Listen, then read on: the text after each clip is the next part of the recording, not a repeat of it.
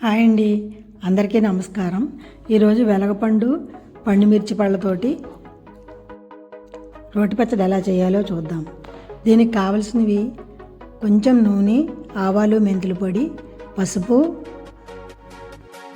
ఇంగువ, రుచికి సరిపడా ఉప్పు, ఆవాలు, మెంతులు, జీలకర్ర, కరివేపాకు.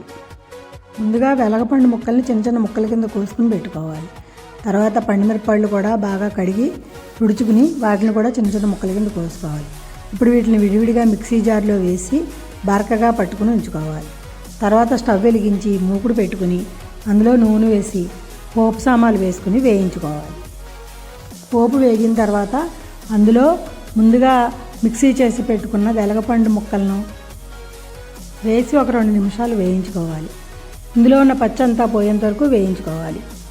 ఆ తర్వాత ఇందులోనే ముందుగా మిక్సీకి వేసి పెట్టుకున్న పండుమిర్చి ముద్దను కూడా వేసి మరొకసారి కలుపుకోవాలి. ఇంకో 2 నిమిషాలు దీన్ని పూర్తిగా వేయించుకుని తర్వాత ఇందులో రుచికి సరిపడా ఉప్పు లేదా 3 చెంచాల ఉప్పు, పసుపు, ఆవాలు, మెంతుల పొడి ఇందులో వేసి కలుపుకోవాలి. మీకు తీపి ఇష్టం అయితే కనుక ఇక్కడే కొంచెం బెల్లం వేసుకోవచ్చు. ఇది పుల్లగా ఉంటుంది కాబట్టి కొంచెం ఉప్పు, కారం కొద్దిగా ఎక్కువ పడుతుంది. అంతే, ఎంతో రుచికరమైన వెలగపండు పచ్చడి రెడీ. నచ్చితే కనుక లైక్ చేయండి, షేర్ చేయండి, కామెంట్ చేయండి, సబ్స్క్రైబ్ చేయడం మర్చిపోకండి. Thank you.